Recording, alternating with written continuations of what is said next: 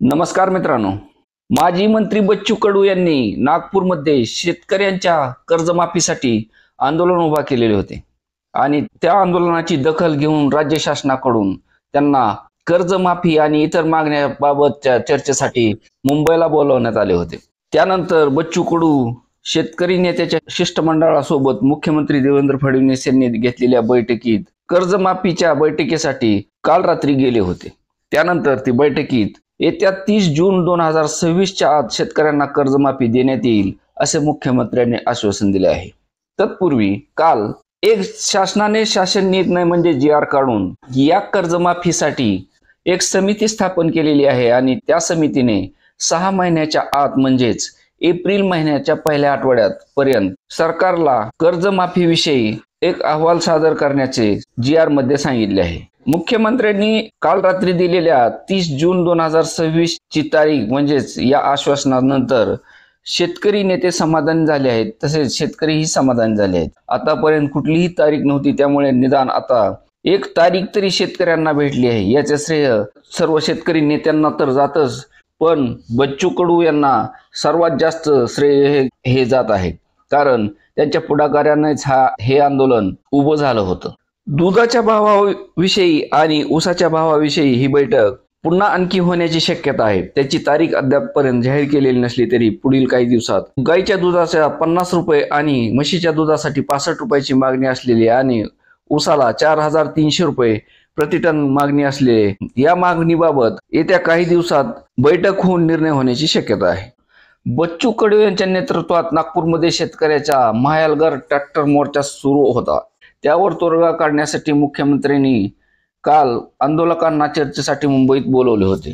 सह्याद्री अतिथीगृहावर रात्री 8 ते 10:30 अशी दीर्घकाळ ही बैठक चालली. या बैठकीनंतर माध्यमाशी संवाद साधताना मुख्यमंत्री म्हणाले की शेतकऱ्यांना कर्जमाफीचे निकष काय असावेत आणि भविष्यात शेतकऱ्याची थकबाकी राहणार नाही याबाबत उपाययोजना सुचवण्यासाठी प्रवीण परदेशी यांच्या अध्यक्षतेखालील एक समिती स्थापन केलेली आहे. ही समिती एप्रिल 2026च्या पहिल्या आठवड्यापर्यंत कर्जमाफी कशी करावी याबाबतचा अहवाल सादर करेल.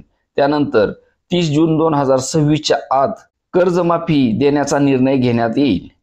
कर्ज वसुली जून पासून सुरू होणार आहे, त्यामुळे याबाबत जून पूर्वीच निर्णय घेऊ. आर्थिक अडचणी आहेत हे जरी खरे असले तरी आम्ही अतिवृष्टीग्रस्तांना आतापर्यंत सगळ्यात मोठी मदत केलेली आहे, त्यामुळे याबाबतही चांगले काहीतरी काम करू असे मुख्यमंत्री म्हणाले. या सर्व आंदोलनात बच्चू कडू यांच्या काही अटी शर्तीशिवाय शेतकऱ्यांचे संपूर्ण कर्ज माफ करावे अशा मागण्या होत्या. त्याबरोबरच वेळेवर कर्जफेड करणाऱ्या शेतकऱ्यांचाही सातबारा कोरा झाला पाहिजे.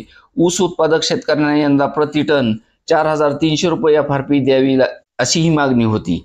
कांद्याला किमान प्रति किलो 40 रुपये दर मिळावा अशी ही मागणी होती. कांद्यावरील निर्यात बंदी, किमान निर्यात मूल्य आणि निर्यात कर कायमस्वरूपी रद्द करावा. गाईच्या दुधाला किमान 50 रुपये आणि म्हशीच्या दुधाला 65 रुपये दर असावा अशा मागण्या होत्या. पण सध्या तरी फक्त कर्जमाफीबाबतच निर्णय झाला असून इतर मागण्यांवर आता पुढील काही दिवसात चर्चा होईल असे सांगितले जात आहे. या बैठकीनंतर माध्यमाशी संवाद साधताना माजी मंत्री बच्चू कडू म्हणाले की आम्ही या ठिकाणी शेतकरी कर्जमाफीबाबत तारीख घेण्यासाठी आलो होतो, ती आज मिळाली आहे.